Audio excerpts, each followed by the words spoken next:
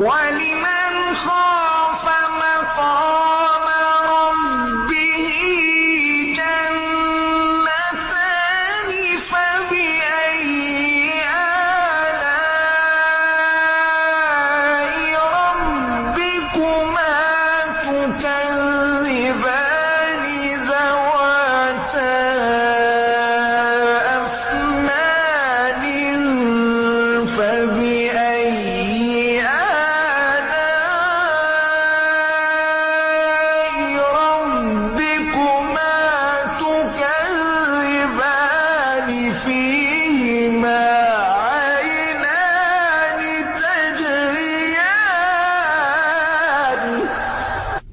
فَبِأَيِّ